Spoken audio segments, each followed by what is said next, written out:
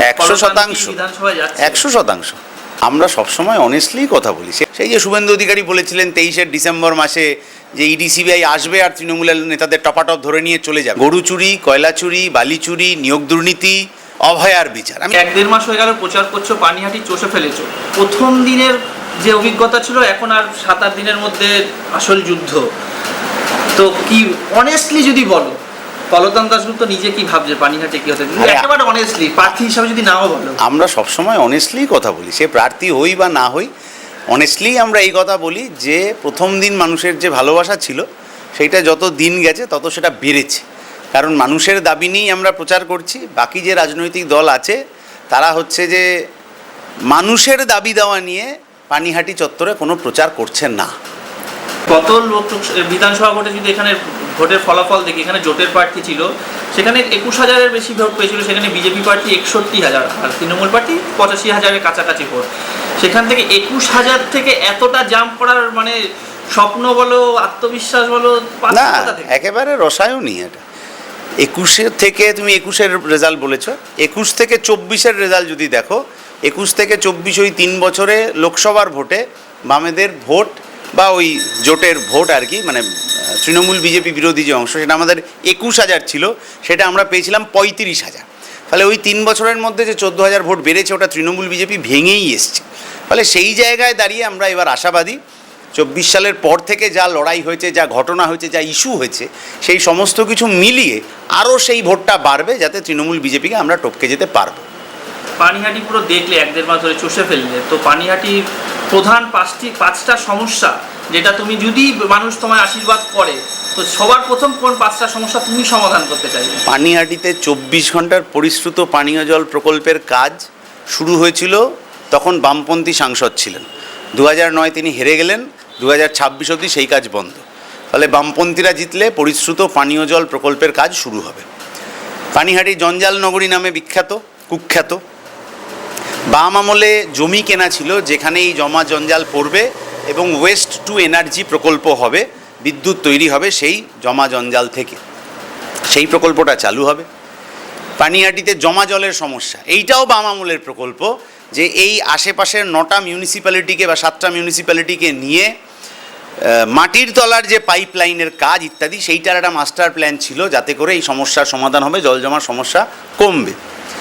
এই চত্বরে সরকারি স্কুল কলেজগুলো কোনোটা বন্ধ হয়ে যাচ্ছে, কোনোটায় 2-4 ছাত্রছাত্রী ইত্যাদি রয়েছেন, সেই জায়গায় তাদের ভরসা ফেরাতে হবে। এবং পানিহাটি চত্বরে তৃণমূলের কাউন্সিলর গুলিতে খুন হয়ে গেছিলেন।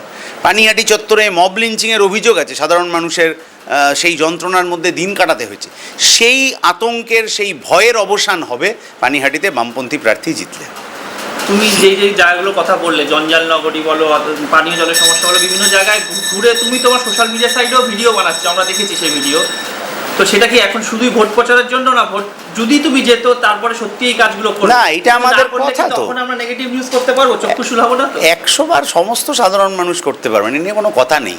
আমরা তো এখানে মুখোমুখি প্রার্থী, মুখোমুখি কলতান নামে একটা রোজ সন্ধেবেলা করে এরকম হচ্ছে, যেখানে 1.5-2 ঘন্টা ধরে একেবারে সাধারণ মানুষ প্রশ্ন করছেন পানিহাটিতে কীভাবে কী করবেন না করবেন ইত্যাদি, আমরা তার উত্তর দিচ্ছি।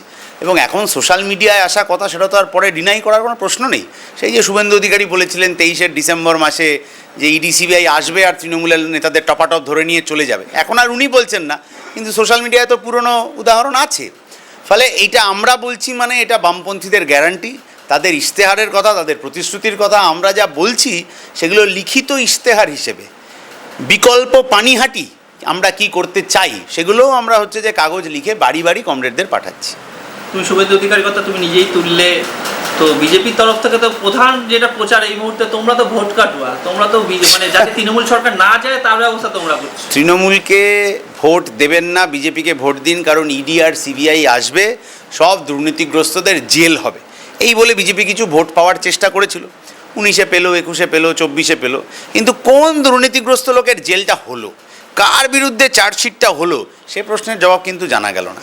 গরু চুরি, কয়লা চুরি, বালি চুরি, নিয়োগ দুর্নীতি, অভয়ার বিচার, আমি যদি এই 5টাও ধরি, সারদা নারদা ইত্যাদি ইত্যাদিও যদি আমি ধরি, তাহলে একটা এরকম ঘটনা আছে যে পশ্চিমবাংলায় ইডি আর সিবিআই তার তদন্ত শেষ করতে পেরেছে, বরং যাদের জেলে থাকার কথা ছিল তারা এখন রাস্তায় বেরিয়ে পড়েছেন তৃণমূলের হয়ে প্রচার করতে।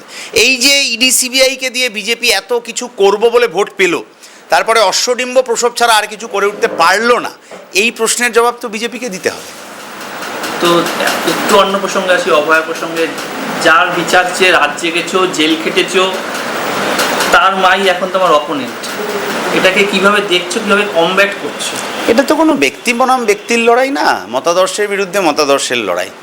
আমরা যখন গাড়ি আটকেছিলাম, রাত দখল করেছিলাম, তখন আমরা কারুর রাজনৈতিক পরিচয় জানতাম না, গাড়ি আটকানোর সময় তো নামও জানতাম না, কিন্তু আমরা করেছিলাম কারণ ওইটাই তখন চাহিদা ছিল, সময়ের চাহিদা ছিল, ওইটাই আমাদের কর্তব্য মনে হয়েছিল, তাই করেছি। এখনও এই ইন্টারভিউ চলাকালীন যদি খবর পাই আমরা আবার গিয়ে রাত দখল করব, গাড়ি আটকাবো, ইত্যাদি করব। আন্দোলনের রাস্তা থেকে আমাদেরকে কেউ সরাতে পারবে না। এই যে উই ওয়ান্ট জাস্টিস, এই স্লোগানটা এখনও তো রেলিভেন্ট, কারণ জাস্টিস পাওয়া গেল না।